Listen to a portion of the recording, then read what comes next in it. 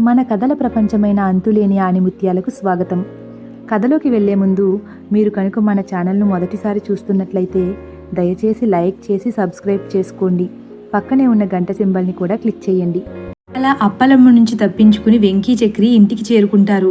వెంకీ రాక కోసం పుష్ప వేయి కళ్ళతో ఎదురు చూస్తుంది. వెంకీ కాలింగ్ బెల్ కొట్టగానే పరిగెత్తుకుంటూ వచ్చి సంతోషంగా డోర్ తీస్తుంది. అక్కడే ఆగండి, ఇప్పుడే హారతి పట్టుకొస్తాను అనబోయి వెంకీ చేతులు ఖాళీగా ఉండేసరికి డబ్బులెక్కడండి అంటుంది అనుమానంగా. వెంకీ ముఖంలో నెత్తురు చుక్కలేదు. బాగా డేలా పడిపోయి ఉన్నాడు. లోపలికి రమ్మంటావా లేక పొమ్మంటావా? ఒక్కసారిగా విసుక్కుంటాడు పుష్పపై. పొమ్మనెందుకంటాను? అయినా డబ్బుతో వస్తాను, హారతి పళ్ళెంతో సిద్ధంగా ఉండమన్నారు కదా అని అడిగాను. అది కూడా తప్పేనా? పుష్ప కూడా లోపలికి వెళ్ళిపోతుంది. కాసేపు నన్ను ప్రశాంతంగా ఉండని పుష్ప, వెళ్ళి భోజనం సిద్ధం చెయ్యి. ఇంకా కోపంగానే ఉన్నాడు వెంకీ. పుష్ప వెంకీ చికాకును చూసి తను కూడా విసుగ్గానే లోపలికి వెళ్ళిపోతుంది. కాసేపటి తర్వాత వెంకీకి చక్రి ఫోన్ చేస్తాడు. హలో వెంకీ. చెప్పండి సార్. ఏం చెప్పను, రేపు అప్పలమ్మ ఊరికి వెళ్ళాలా? తప్పదంటావా? ఆ ఊరు అంత నచ్చేసిందా సార్ మీకు? వెళితే మీరు వెళ్ళండి, నేను మాత్రం రాను. టవల్తో ముఖం తుడుచుకుంటూ డైనింగ్ టేబుల్ దగ్గర కూర్చుంటాడు వెంకీ. మరి ఆ అప్పలమ్మతో వస్తానని చెప్పాం కదా. ఆడిన మాట తప్పకపోవడానికి మీరేమీ దశరథ మహారాజు కాదు, అదేమీ కైకేయి కాదు సార్. బుర్ర పెట్టండి. దాని నుండి తప్పించుకోవడానికి అలా చెప్పానంతే. ఇక దాని గురించి మర్చిపోయి భోజనం చేసి నిశ్చింతగా పడుకోండి సార్ అంటాడు. ఆత్మతో ఆటలు అవసరమంటావా వెంకీ మనకి?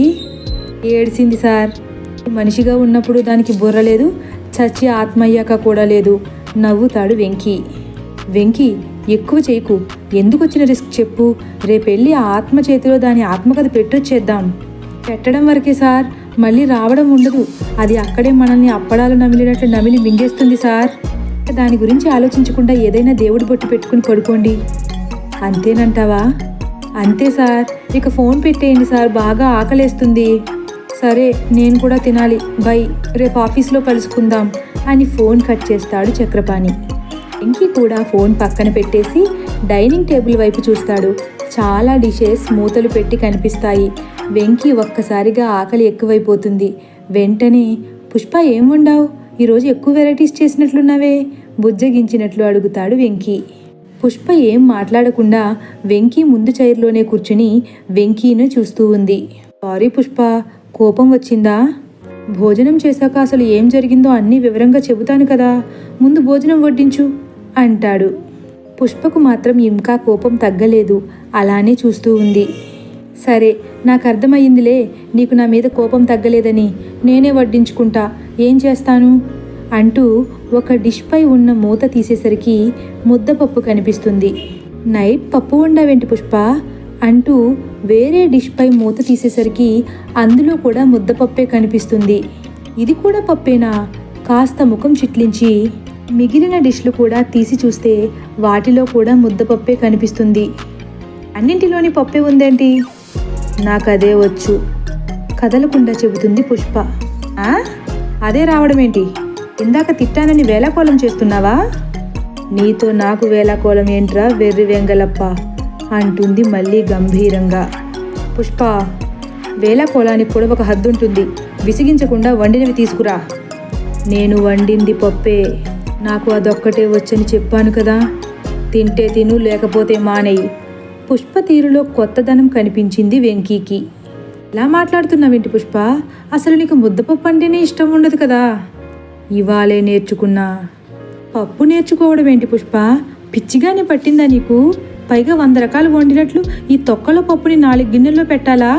వెనకడికి నీలాంటిదే పానకం కలిపి పరమాన్నం చేసినంత కటింగ్ ఇచ్చిందంట విసుగ్గా మాట్లాడతాడు వెంకీ. ఒక్కసారిగా పుష్ప సర్రున పైకి లేచి వెంకీ జుట్టు గట్టిగా పట్టుకుంటుంది. నా పప్పునే తొక్కలో పప్పు అంటావా అని వెంకీ చెంపలపై అటూ ఇటూ గట్టిగా వాయించేస్తుంది. వెంకీ హడలిపోయి చూస్తున్నాడు. పుష్ప, భర్తనే కొడతావా? ఆపు పుష్ప అని పుష్ప చేతులు పట్టుకోబోతాడు.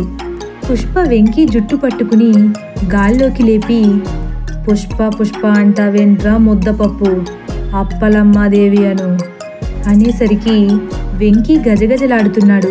బెదురుతూ, పా, ఇక వేళాకోళాలు ఆపు, దయచేసి కిందకి దించు అంటాడు. మళ్ళీ పుష్ప కోపంగా చూస్తూ, నీతో నాకు ఎలా కోలమేంట్రా అని అమాంతం కిందకి వదిలేస్తుంది వెంకీని. ఇప్పుడు వెంకీకి పూర్తిగా నమ్మకం వచ్చేస్తుంది అక్కడున్నది పుష్ప కాదు అప్పలమ్మ ఆత్మ అని.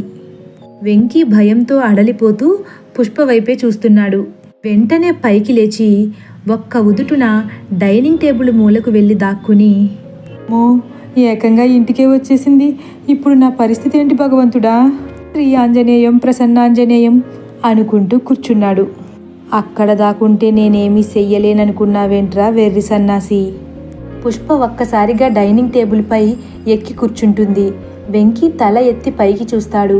పుష్ప జుట్టు విరబూసుకుని అలా కనిపించేసరికి, అమ్మో నా భార్య జుట్టు విరబూస్తే ఎంత భయంకరంగా ఉంటుందా అనుకుని ఇక తప్పించుకోలేమని అర్థమయ్యి కాస్త ధైర్యం కూడగట్టుకుని, ఏంటి మేడం మా ఇంటికి వచ్చారు, రేపు మేమే మీ ఇంటికి వస్తామని చెప్పాం కదా, అయినా ఇలా చెప్ప పెట్టకుండా ఇంట్లోకి మా ఆవిడ ఒంట్లోకి వచ్చేస్తే ఎలా మేడం. జీవిస్తున్నావేంట్రా, నిన్నటి నుండి చూస్తున్నా మీ ఇద్దరి ఎకలు పకపకలు, నా పెళ్ళినే అశుభకార్యం అంటావా అని కళ్ళవి పెద్దవి చేసి ఊగుతూ వెంకీతో మాట్లాడేసరికి, అంటే మీరు ఆత్మని తెలియక ఏదో కొంచెం ఓవర్గా రియాక్ట్ అయ్యాం మేడం. మరి ఇందాకేంట్రా నాకు బ్రతికుండగాను బుర్ర లేదు, సచ్చాక కూడా బుర్ర లేదంటున్నావు, బుర్ర లేకపోతే ఎలా ఉంటుందో చూపించమంటావా గంభీరంగా అంటూ పుష్ప తలను మొండెం నుంచి వేరు చేసి పక్కన పెడుతుంది. అయ్యో బాబోయ్, నా ఒక్కగానొక్క భార్య మేడం, దాన్ని వదిలేయండి మేడం, మీకు పుణ్యం ఉంటుంది. వెంకీ బోరున ఏడుస్తూ వేడుకుంటాడు. సరే అంటూ గబుక్కున వెంకీ తలకాయ తీసి పుష్పకు, పుష్ప తలకాయ వెంకీకి పెట్టి, నువ్వు ఇప్పుడే బాగున్నావురా అని పెద్దగా నవ్వుతుంది.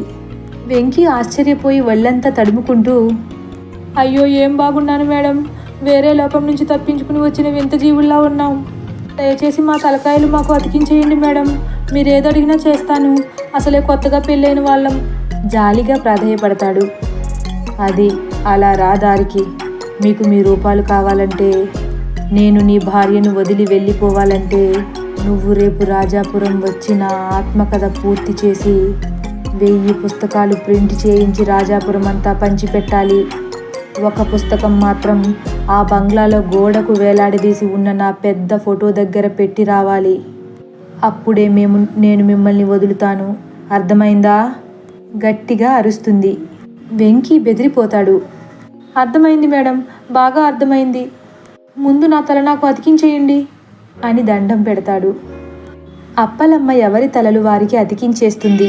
చాలా థ్యాంక్స్ మేడం, కానీ ఒక సందేహం, నాకంటే మీరు జ్ఞానోదయం కల్పించారు కాబట్టి రేపు మీ ఊరు చచ్చినట్లు వస్తాను, కానీ మా గురువుగారు ఎందుకు వస్తారు మేడం, నాకు తెలిసి ఆయన ఎట్టి పరిస్థితుల్లోనూ రారు జాలిగా అడుగుతాడు. ఆ మాట విన్న పుష్ప ఒక్కసారిగా పైకి చూసి, నీ పని పూర్తయిందా బిగ్గరగా అరుస్తుంది. అయిపోయినట్లే మేడం అని గాలిలో లింగం మాట వినిపించేసరికి వెంకీ నివ్వెరబోయి అమాయకంగా అటు ఇటు చూస్తూ, లింగం గారు కూడా ఇక్కడే ఉన్నారా మేడం అడుగుతాడు. ఇక్కడ లేడు, మీ గురువు గారి దగ్గర ఉన్నాడు అంటుంది. అక్కడేం చేస్తున్నారు మేడం మళ్ళీ అయోమయంగా ముఖం పెడతాడు వెంకీ. మీ గురువు గారికి జ్ఞానోదయం కలిగిస్తున్నాడు అనగానే వెంకీ అమాంతం నోటికి అడ్డుగా చేయి పెట్టుకుని మనసులో ఈ విధంగా అనుకుంటాడు. అయ్యో పాపం గురువుగారు, నాకు దొరికిన దరిద్రాన్ని ఆయన నెత్తికి అంటగట్టాను, ఇప్పుడు ఆ లింగంగాడితో ఆయనని తిప్పలు పడుతున్నారో అనుకుని, మేడం ఇంకో సందేహం అడగచ్చా నెమ్మదిగా భయపడుతూ అడుగుతాడు. అంటుంది. మీరు చచ్చిపోయి 100 సంవత్సరాలు దాటిపోయింది కదా, ఇప్పుడెందుకు ఆత్మకథ రాయించుకోవాలని కోరిక కలిగింది మీకు ముఖం వికారంగా పెడతాడు.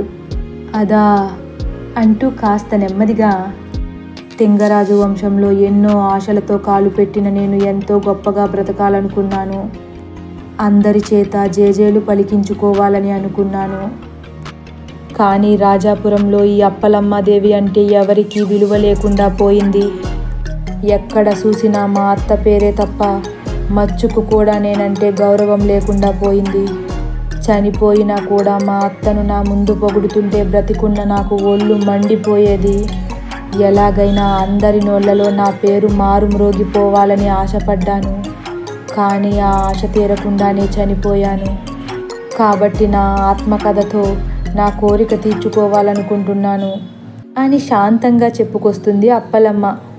ఓ అదా దీని బాధ అని వెంకీ మనసులో అనుకుని, మేడం ఇంతకీ మీరు ఎలా చనిపోయారు? అది తెలియకే కదా ఎన్నాళ్ళు నా ఆత్మకథ పూర్తి కాలేదు. తెలీదా? నోరెళ్ళబెడతాడు మళ్ళీ వెంకీ. అవును, నేను ఒకరోజు రాత్రి నిద్రపోవడానికి మంచం మీద పడుకున్నాను.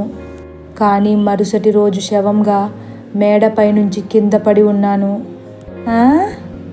మళ్ళీ కళ్ళు తేలేస్తాడు వెంకీ. నన్నెవరో చంపేశారు అంటుంది అప్పలమ్మ. ఎవరు మేడం? అడుగుతాడు వెంకీ అనుమానంగా. అప్పలమ్మ వెంకీని లాగి దవడ మీద గట్టిగా కొట్టి, అది తెలియకే కదరా ఎవరో అన్నాను అంటుంది కోపంగా. వెంకీ చెంప పట్టుకుని మనసులో, అవును కదా, దీని దెబ్బకు నా బుర్ర కూడా కోడిబుర్ర అయిపోయింది అనుకుని, మరి ఎవరో తెలియకుండా మీ ఆత్మకథ మేము మాత్రం ఎలా పూర్తి చేస్తాం మేడం?